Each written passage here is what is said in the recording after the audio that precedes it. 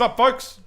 Brad Jack Jordan. Hey, Hey. We went to Comic-Con on Saturday. Oz Comic Con 2017. Yes, in Adelaide at the Weeble Showgrounds. It's pretty good. We can tell you a bit about it. Yeah. So we're going to talk about highs, some lows. We do have some lows.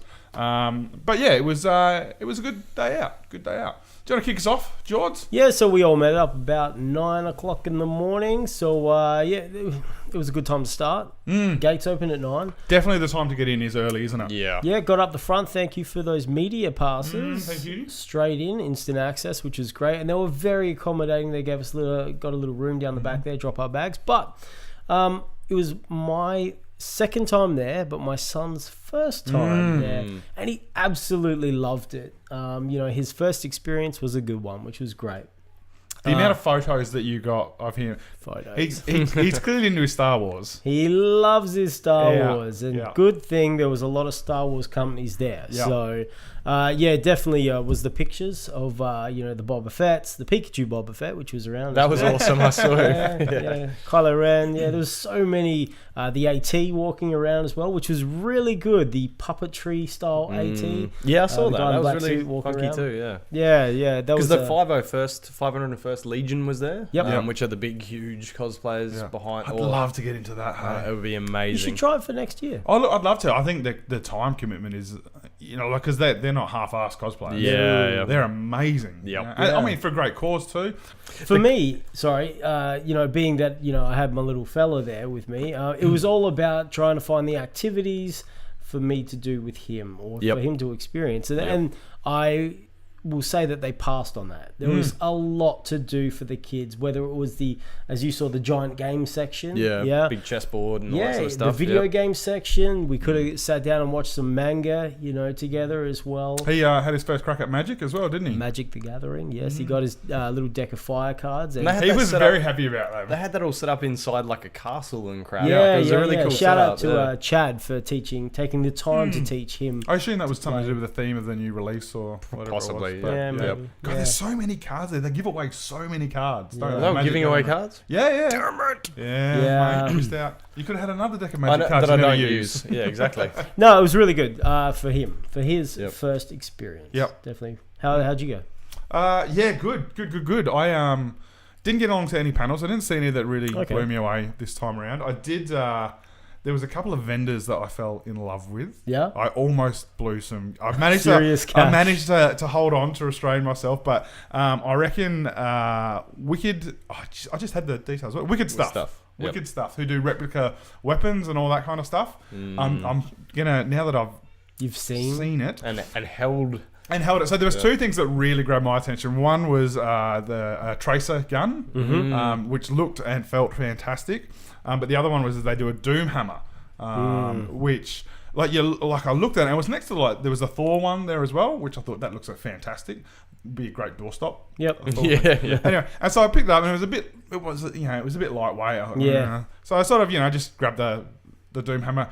Oh, that's got a bit of weight to it. Like, I feel like I could hit someone with this. Yep.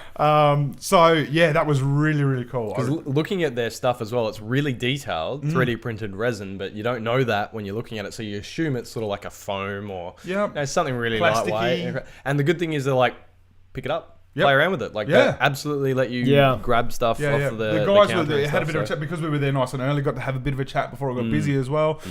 They're really good, so I'm definitely going to be getting something from there. I think. Destiny fans, check out their Thorn hand cannon. Amazing. Is that the one with a bit of green? And Yeah, whatnot? yeah. That Yep. looks fantastic. Yep, it's brilliant. So Yep. check them out. Wicked stuff, fantastic gear. Probably be ordering a few things online very soon. There was the other thing I will mention is they had a Frostmourne there that was like $800. It looked unbelievable. Anyway, the other one, a local one, is Charmed Creations cakes. I don't know if anyone. yeah. So particularly, my other half Beck was quite into. They were on Fox a little while, like Cake Boss and all those sorts of shows where they make all these amazing cakes. It's like that, like this incredibly geeky cake stuff that was just. It was fantastic looking at it. Like I need. I must have. Yes. I must have one. So that was really cool to see that. The other thing that I did was I met Nicola Scott. Nicola Scott is a comic book artist who did a very famous Wonder Woman run for DC. So she's not she's not a small time comic. She's huge. She did something called Black Magic. So this is the first time in 37 years on God's green earth I have asked someone for an autograph. Went up, geeked out like you would not believe. Full geeked out. Full geek. Oh my god, I loved it so much.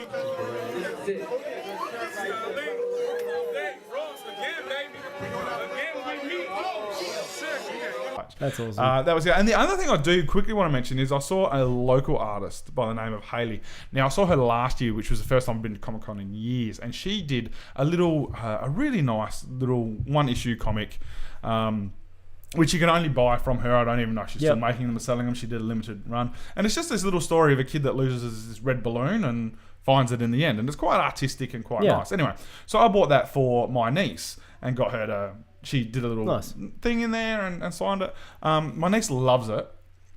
Gets it out periodically to flick through it. And anyway, so Hayley was there again, and I went up and told her that my niece really enjoyed it, and she was so happy with that. Like, she was just so happy to get that really positive feedback, which was good. So I guess my point of that too is if you see particularly this local stuff, let them artists know. Yeah, because I think that's important. Like she said, she hasn't done anything since then, and hopefully just her getting that even second-hand feedback gets a little. We'll might hopefully get her going. Because honestly, if she'd done something else, I would have bought it again for although she did say she's thinking about doing something, but it probably won't be age appropriate for a 10-year-old girl. So maybe I'll get that one for me. We'll see. So there we go. Yeah. Speaking about the local stuff. Yeah, so like I guess the pick of the litter for me was probably more the Artist Alley stuff and some of the local comic books. I'm talking local, like Adelaide local, which is fantastic. One in particular that me and my mum, because I brought my mum to her first ever Comic-Con, she did enjoy it. It was an eye-opener for her because she's not the youngest chicken. But yeah, she did have fun. In particular, some of the other stuff I'll get into in a minute. But we did come across a local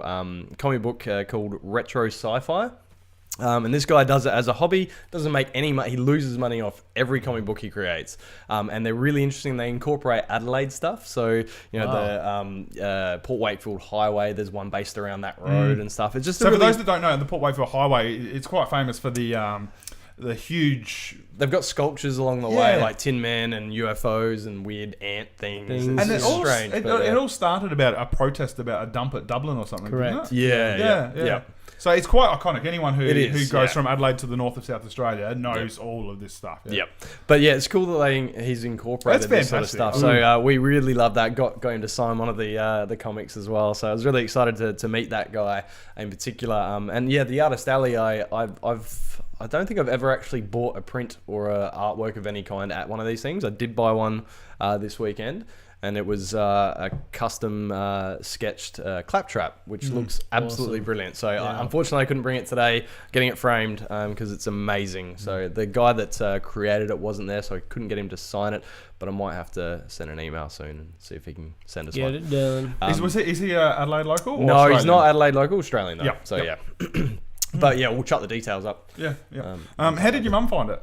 Yeah, she look, it was because your mum's she's got a bit of geek in it. She used to be much more sci-fi, I suppose, than anything else. Definitely loves her fantasy books and all that sort of stuff, but definitely not geek. But she could appreciate what she saw there. I think it was the biggest eye-opener for her in terms of cosplay. So she'd never really been around cosplay stuff before.